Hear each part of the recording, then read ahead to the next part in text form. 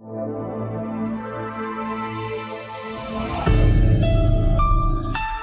मेरे प्यारे बच्चों, कैसे हैं आप सब लोग। आशा करती हूँ आप बिल्कुल ठीक होंगे, बहुत अच्छे से होंगे, खूब सारी पढ़ाई करते होंगे, बड़ों का आदर करते होंगे, पौष्टिक खाना खाते होंगे और खूब सारा खेलते भी होंगे। तो कक्षा 3 में आपका बहुत बहुत स्वागत है। और आज हम कराने जा रहे हैं वाणी श्रृंखला मेरी हिंदी व्याकरण से। कौन सा पाठ? आज हम कराने जा रहे हैं पाठ 1, जिसका शीर्षक है भाषा एवं व्याकरण। आज हम भाषा एवं व्याकरण के बारे में कुछ सीखेंगे। बच्चों, भाषा यानी कि जिसको इंग्लिश में बोलते हैं लैंग्वेज, भाषा दैनिक जीवन में हम सभी अपने विचारों व भावों को प्रकट करते हैं। इसके लिए हम किसका प्रयोग करते हैं? हम भाषा का। हम बोलते हैं ना, तभी तो हम एक दूसरे से बता पाते हैं कोई भी चीज़। तो इसके लिए हम भाषा का प्रयोग करते हैं। जैसे कि इस बच्चे को चित्र में देखिए, सिया क्या कर रही हो? तो उसकी जो दूसरी फ्रेंड है वो कह रही है नित्या कुछ खास नहीं, चलो घूमने चले, यानी कि वो भाषा का प्रयोग कर रहे हैं, एक दूसरे से बात कर रहे हैं ना। फिर यहाँ पे ये ले और कह रही है, ये जो महिला है, समय ने सामान लिख दिया है, ये सामान लाना है। तो वो क्या कह रहा है? समझ गया, यह सामान लाना है।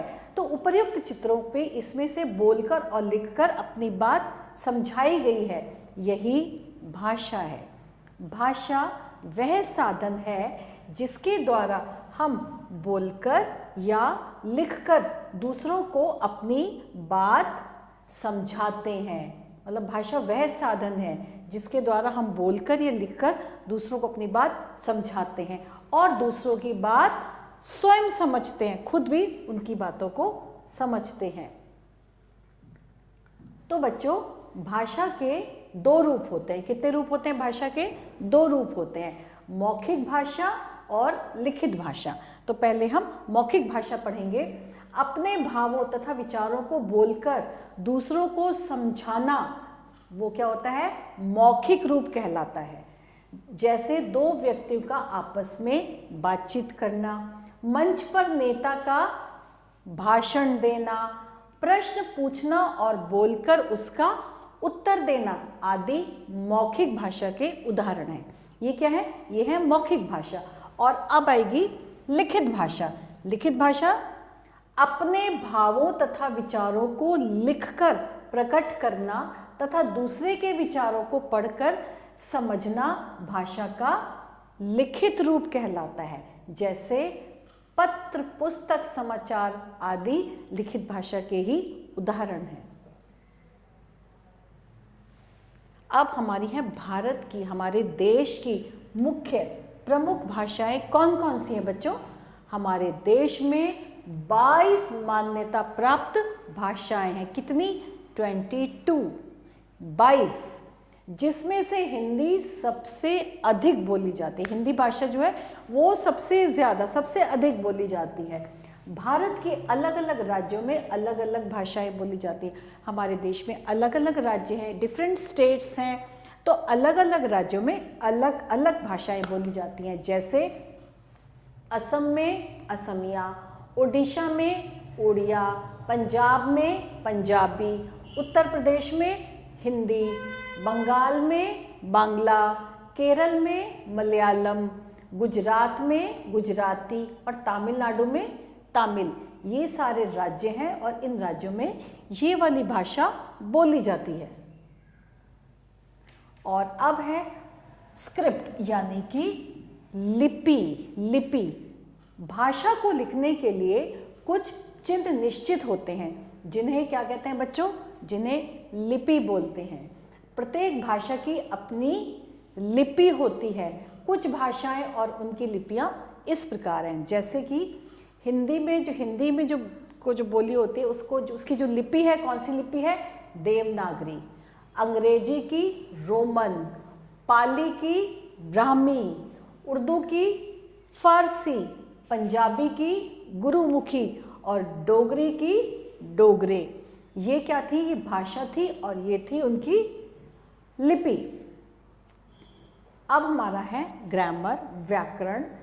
प्रत्येक भाषा, ध्यान से सुनिएगा बच्चों, प्रत्येक भाषा व्याकरण के नियमों पर आधारित होती है। प्रत्येक भाषा बच्चों व्याकरण के नियमों पर ही आधारित होती है।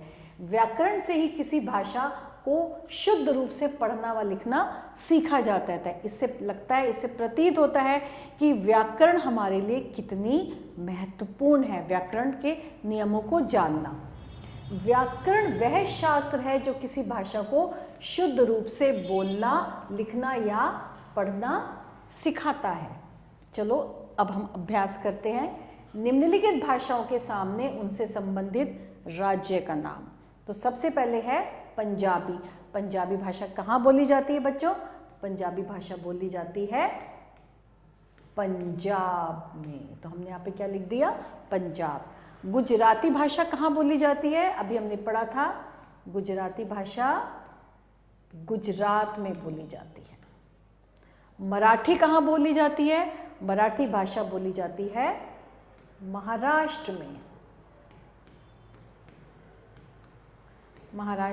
महाराष्ट्र में मराठी भाषा बोली जाती है।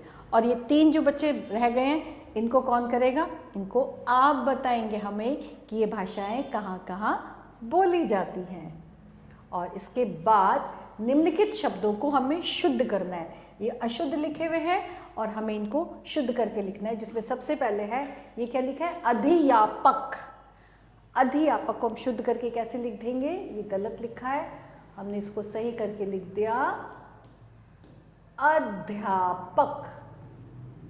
उसके बाद है, ये क्या लिखा है? विद्यालय। विद्यालय सही है या गलत है? विद्यालय गलत लिखा है, हमने इसको सही करके लिख दिया विद्यालय। क्या लिख दिया हमने? विद्यालय। और अब है व्याकरण। व्याकरण, व्याकरण सही है या गलत है? व्याकरण गलत लिखा है, सही है व्याकरण। व्याकरण। और अब है राजयों। राजयों गलत है बच्चों, राज्यों, ये है शुद्ध। और उसके बाद है निम्नलिखित वाक्यों को क्रमबद्ध करके लिखिए। बच्चों ये आप लिखेंगे, मैं आपको मौखिक रूप से बताती हूँ। सबसे पहले क्या लिखा है? रात में है चांद निकलता। तो इसको कैसे लिखेंगे? रात में चांद निकलता है। चलो एक मैं आपके लिए लिख देती हूं। रात में चांद